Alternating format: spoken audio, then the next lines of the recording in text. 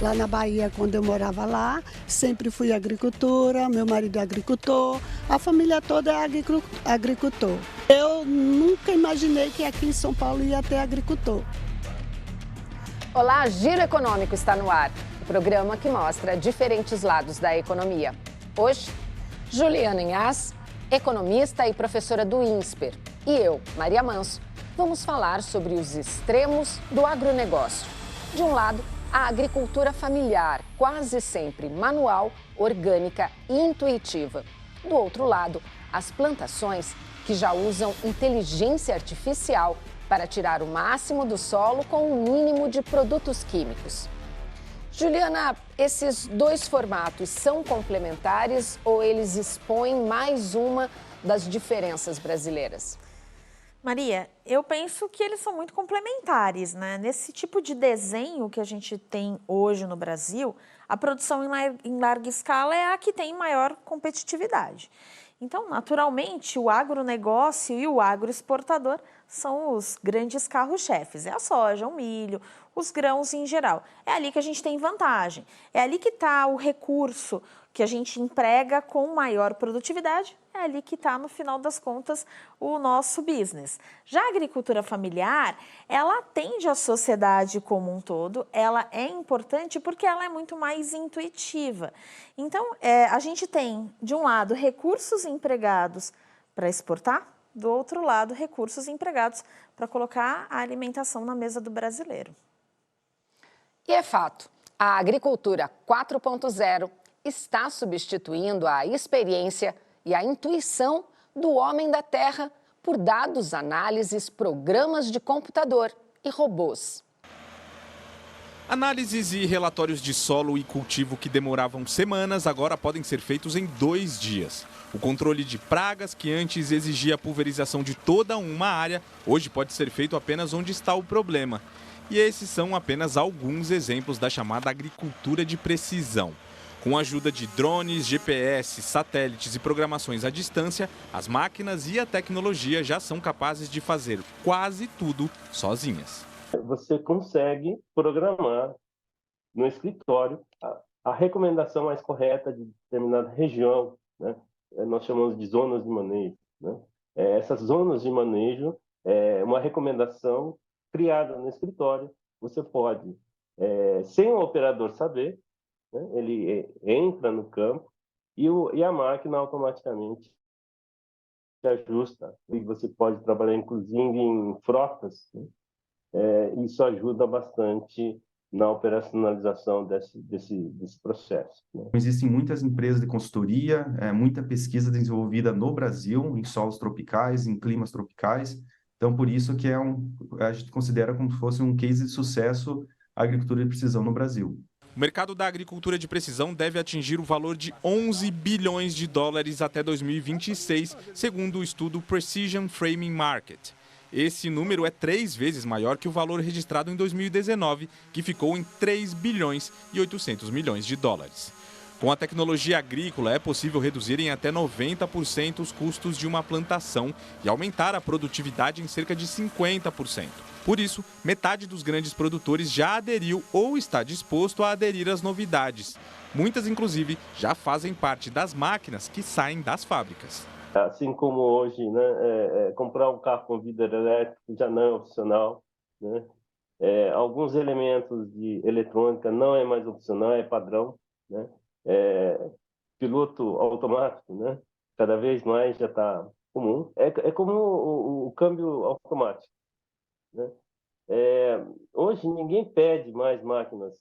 Talvez hoje, se você pedir uma eletrônica, uma máquina sem essa eletrônica, seja um equipamento especial. A agricultura de precisão também preserva o meio ambiente quando usa menos agrotóxicos e menos irrigação, por exemplo. O agricultor ele vai conseguir identificar as melhores janelas de aplicação da água, como também a quantidade mais correta dessa aplicação. Então, o manejo racional da água ela tem um benefício tanto para o agricultor, como também para a sustentabilidade ambiental. Mas a tecnologia também tem limites. Ela depende, por exemplo, da conexão com a internet, o que ainda não chegou a todo o território brasileiro. O custo das tecnologias mais avançadas também pode ser um limitador. E para quem quer embarcar na era da inteligência artificial, a ordem do momento é a capacitação. A tecnologia é uma aliada muito importante, o ser humano ainda, né, os agricultores, os prestadores de serviço, eles vão precisar supervisionar, entender, né, se alfabetizar como utilizar essas tecnologias. Então, existem muitas oportunidades, né, cada vez mais essas pessoas elas vão precisar se especializar, entender como funcionam essas tecnologias. Então, embora a automatização no campo ela pode restringir, né, alguns trabalhos, existem outras oportunidades, novos trabalhos que serão gerados com essas tecnologias e com a agricultura de precisão e também com a inteligência artificial. Para quem quer começar a entender melhor esse universo da agricultura de alta performance, há alguns cursos online de graça. É só dar uma busca na internet. Já quem ficou com vontade de experimentar na sua plantação, é possível contratar consultorias independentes que cobram de acordo com o tamanho da propriedade. E se depois de ver essa reportagem, você ficou com vontade de ser um profissional da área? Anote aí. Hoje, um especialista em agricultura de precisão ganha em média R$15 mil por mês. Juliana, todos esses avanços tecnológicos que a gente viu também trouxeram ganhos para a economia do país.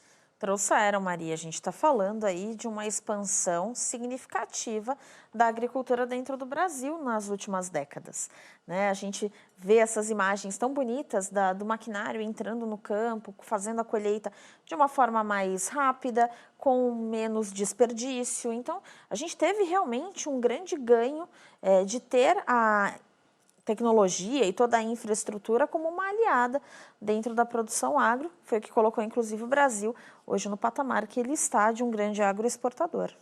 Mas essa tecnologia não está igual para todo o país, né? A gente vai ver aqui no quadro como no país, dependendo da região, olha só, no norte, por exemplo, só 5% das propriedades, enquanto que aqui no sudeste, 33%. É onde se concentra a maior parte da renda, né? Esse gráfico, ele na verdade é um grande espelho de como que está a concentração de renda dentro do Brasil, né? E isso se reflete também no agro. Sudeste é onde se concentra a maior parte da renda, então naturalmente os investimentos ficam muito presos aqui, né? A gente tem uma aplicação maior de recursos, inclusive para digitalizar e tornar a agricultura um tanto mais tecnológica. É uma pena que a gente não veja esse mesmo esforço em outros estados, e não é um esforço do próprio produtor, mas na verdade a disponibilidade do recurso. Em alguns lugares, como no caso do norte, a disponibilidade de uma infraestrutura adequada para fazer essa digitalização, né? Então a gente ainda carece de ter uma estrutura que suporte esse processo de digitalização e de avanço tecnológico no Brasil inteiro. E no Centro-Oeste, onde a gente tem grandes plantações, por que ainda é tão baixa? Pois é, a gente ainda tem pouca infraestrutura que consiga comportar esse grande avanço tecnológico, em parte no Centro-Oeste, mas também porque tem muita agricultura familiar dentro do Centro-Oeste. E aí essa agricultura familiar, ela tem menos recursos para se investir. Era uma agricultura um tanto diferente daquela que a gente vê em larga escala. Mas a gente já tem uma introdução de tecnologia grande no Centro-Oeste, especialmente na soja, no plantio de soja. Essa agricultura de precisão também possibilita que o agricultor faça, por exemplo, pulverizações durante a noite, né, sem sol, então evapora menos, ele usa menos. Realmente, essa tecnologia também está a favor do meio ambiente?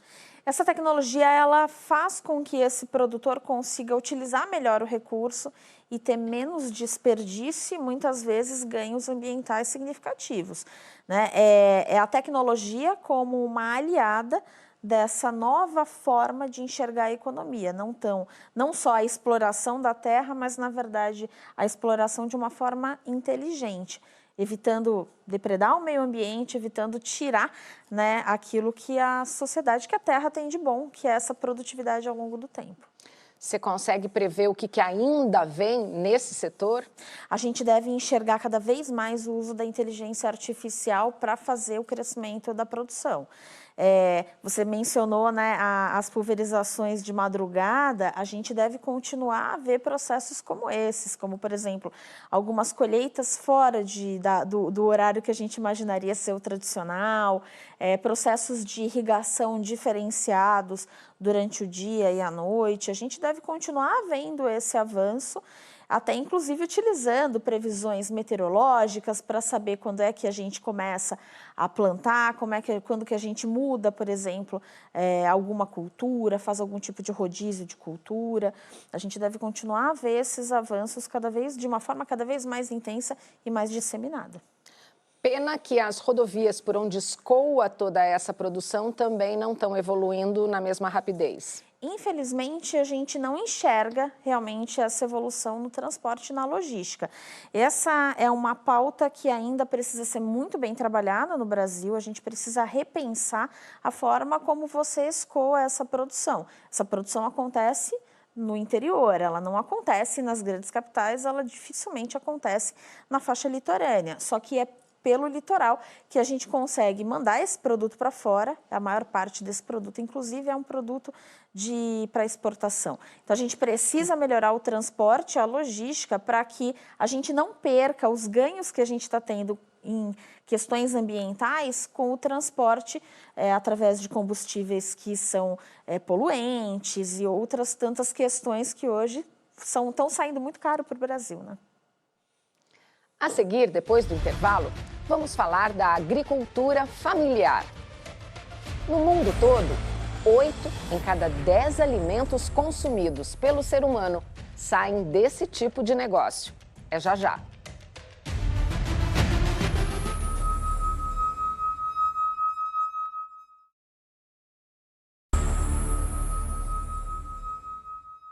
Olá, Giro Econômico está de volta. Agricultura familiar não é só aquela horta cultivada no fundo do quintal de casa. É um negócio, como o da Terezinha. Sabor da Vitória é o nome dessa horta e também o que move essa família. Num terreno cedido pela concessionária de luz da cidade de São Paulo, Terezinha, o marido e o filho cultivam legumes, verduras e ervas para comer e para vender. Uma autêntica agricultura familiar. Aqui eu vendo de tudo um pouco, né? Eu vendo chás em geral, vendo ervas medicinais, alface, couve, repolho, beterraba, cenoura. Tem várias variedades aqui. Eu acho que eu tenho mais de 50 tipos de variedade aqui. Por definição, a agricultura familiar precisa ter, no mínimo, metade dos trabalhadores da mesma família e obedecer um tamanho estabelecido por cada município. Desse tipo de negócio saem 80% dos alimentos produzidos no mundo, segundo a ONU. No Brasil, quase 70% dos empregos no campo estão nessas áreas. E nas cidades com até 20 mil habitantes, a economia local gira em torno dessa produção. Mas, segundo o último censo agropecuário, feito em 2017, essas plantações estão encolhendo. No censo de 2006, foi calculado que a agricultura familiar era responsável por em torno de 40% do valor bruto da produção, de toda a riqueza que a produção agropecuária gera. Esse percentual caiu para em torno de 23% no censo de 2017, isso uma média de Brasil. Em algumas regiões ele é muito mais alto. Para reverter essa tendência, o último Plano Safra do governo federal liberou o maior volume de recursos oferecidos até hoje para a agricultura familiar, mais de 70 bilhões de reais. O Programa Nacional de Fortalecimento da Agricultura Familiar teve início lá em 1996, com um orçamento em torno de 2 bilhões e que atualmente nesse Plano Safra tem um orçamento de 71,6 bilhões de reais, então a gente tem um salto bastante considerável ao longo desse período. O plano também reduziu os juros para os empréstimos de 5% para 4%. A Terezinha, por exemplo, sonha com um dia em que vai conseguir dinheiro para proteger a plantação das tempestades. Chega no mês de dezembro a fevereiro, a gente não tem nada de produção porque a chuva leva tudo isso. A gente só ganha dinheiro quando tem investimento. Sem investimento não ganha dinheiro. Entidades que representam o setor ainda pedem menos juros para os financiamentos. Apresentamos desde o princípio uma pauta da redução de juros para 2% para a produção de alimentos. Por que isso? Porque os custos da produção estão muito altos. Hoje, 84% dos recursos, principalmente do custeio, eles estão sendo direcionados para soja, milho, trigo e café, né? A maioria dos alimentos que são comercializados na Bolsa de Valores, commodities. Outra preocupação é em relação ao envelhecimento dos agricultores, que pedem apoio para que os jovens queiram herdar o trabalho da família. Que a gente entende que a sucessão rural ela precisa urgentemente ser tratada nesse país, porque os homens e as mulheres que produzem alimentos vão ficando velhos e aí a gente precisa dar garantia, né, dessa continuidade com a juventude. Então, hoje, o Plano Safra, né, traz alguns elementos importantes para as mulheres, como a questão, né, da inovação tecnológica, como a questão do crédito, que é fundamental para a gente estar, assim, produzindo alimentos. Ainda basicamente manual, a agricultura familiar encontra dificuldade para se modernizar por falta de opções de máquinas e insumos no mercado. Uma indústria hoje voltada principalmente para os grandes produtores. Se a gente tivesse uma assistência técnica preocupada em modernizar, mas com o uso de tecnologias sociais, com o uso de coisas que são viáveis para que esse agricultor não fique endividado porque comprou uma máquina que está muito acima do que ele realmente necessita, se a gente juntar essas duas coisas, com um incentivo também para que as empresas pesquisem e produzam para esse público, eu acho que a gente consegue chegar mais perto do que é útil e necessário para os agricultores familiares. Isso vai qualificar, vai melhorar ainda mais a produção, a gente vai dar a garantia, né, de que essas mulheres, os homens, quem está na lida, né, tem a condição, sim, de estar produzindo alimento com qualidade, não degradando o meio ambiente. Incentivar a agricultura familiar também ajuda o meio ambiente e a saúde de cada um de nós. Produtores orgânicos são pequenos produtores familiares e tudo mais, né? Então, a agricultura familiar, justamente porque ela associa a produção para venda com o autoconsumo, ela, em princípio, tem mais essa preocupação e essa tendência de uma produção mais sustentável, mais dentro dos princípios da agroecologia. Lá na horta da Terezinha, a vizinhança já sabe que da agricultura familiar vem coisa boa. 90% da comunidade já tem consciência que está comprando um produto de qualidade. Tenho o maior orgulho de ser agricultora. Julho é um mês de comemoração para quem tem orgulho do trabalho no campo, como a Terezinha. Na próxima sexta-feira, dia 28, é o Dia do Agricultor. E ontem, 25 de julho, foi o Dia Internacional do Agricultor Familiar. Juliana, como incluir esses pequenos produtores na revolução verde que o planeta está precisando? Olha, para a gente colocar esses agricultores dentro dessa revolução verde, a gente primeiro precisa dar condições para que eles produzam, eles tenham possibilidade de, inclusive, ter maior produtividade. Isso acontece com qualificação, isso acontece com informação, isso também acontece com capital. Então, essa produção ela vai ser cada vez melhor e a gente vai ter cada vez mais essa inclusão se a gente passar a olhar para esses produtores com a relevância que eles têm hoje dentro da economia. Os financiamentos que o governo já liberou esse ano para esse setor, você acha que não são suficientes? Eles são importantes, mas a gente tem que lembrar que esses produtores passaram por aumentos significativos de custo. Então, esses produtores, eles têm baixa garantia, muitas vezes, para esses financiamentos. Eles não conseguem dar grandes garantias, grandes colaterais. Isso torna também muito mais difícil o acesso a esse tipo de capital. Então, a gente precisa pensar em outras alternativas. O financiamento é o primeiro passo, mas a qualificação para utilizar a tecnologia de uma forma melhor, pensar em outras formas de produção e até para saber gerenciar esse recurso, para saber como é que esse produtor financeiramente se posiciona, é importantíssimo esse apoio. O governo precisa pensar em outras frentes. Você falou que está difícil e o nosso quadro aqui confirma isso, né? Com a redução das áreas da agricultura familiar.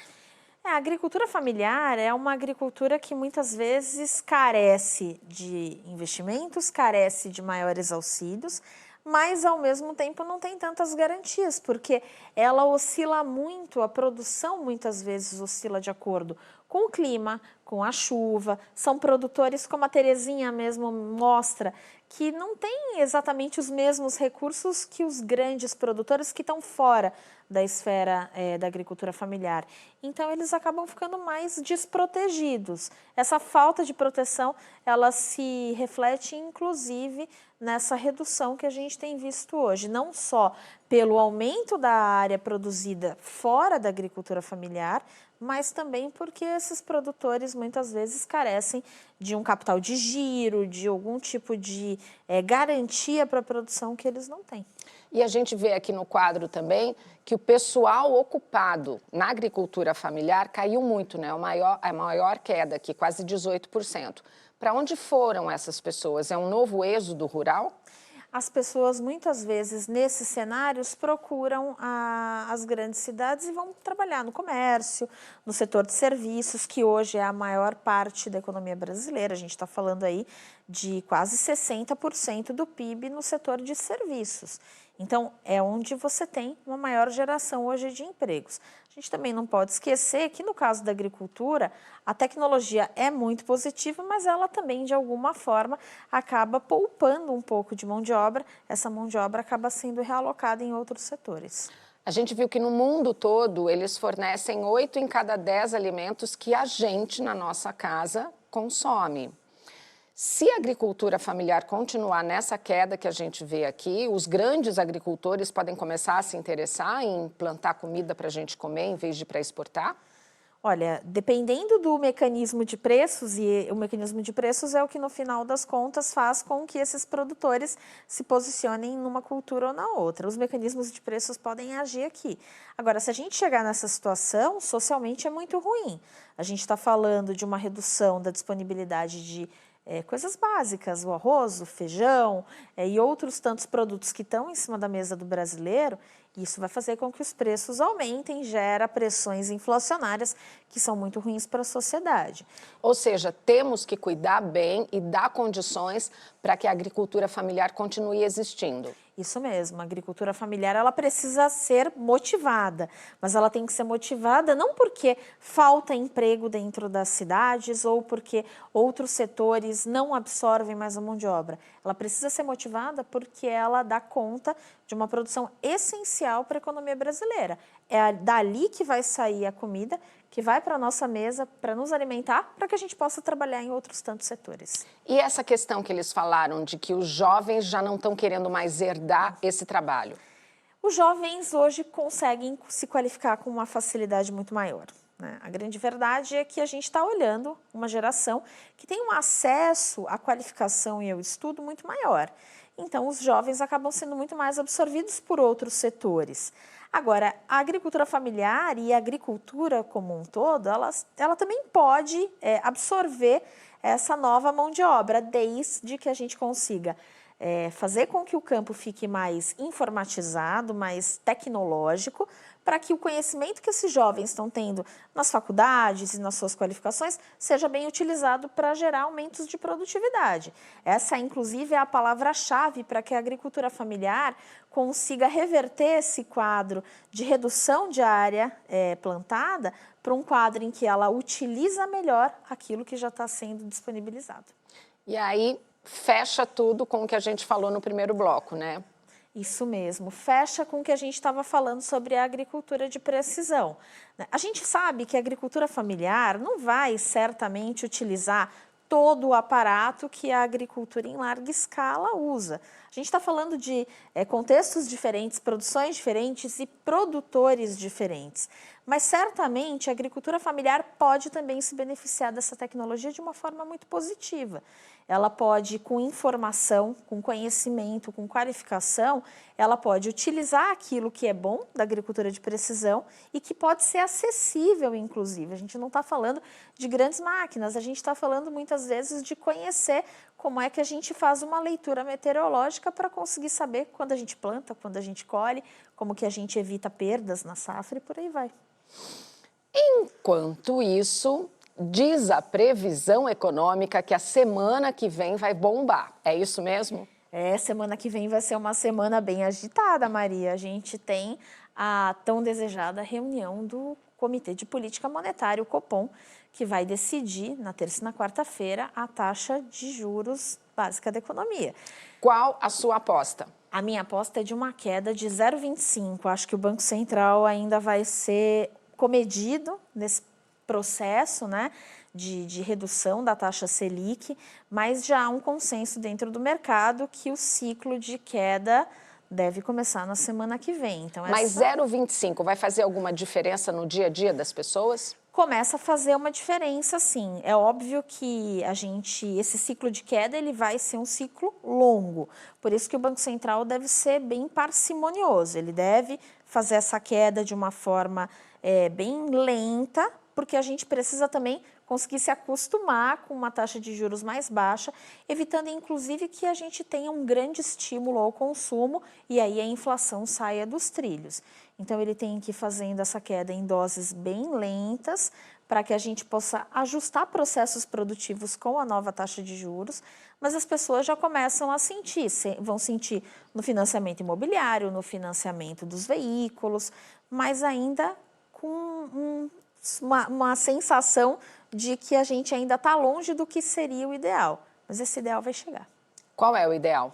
O ideal é uma taxa de um dígito, então a gente está falando ali de uma taxa de 8%, 7%, que não é uma taxa alta para um país como o Brasil, que tem um endividamento tão elevado. Você quer fazer algum comentário sobre isso? Sugerir um outro tema para o programa? Use a hashtag Giro Econômico nas redes sociais. Já para ver ou rever o programa, acesse o nosso canal no YouTube. Indique para os amigos. A gente volta semana que vem para checar o giro da economia. Até lá. Muito obrigada, Juliana.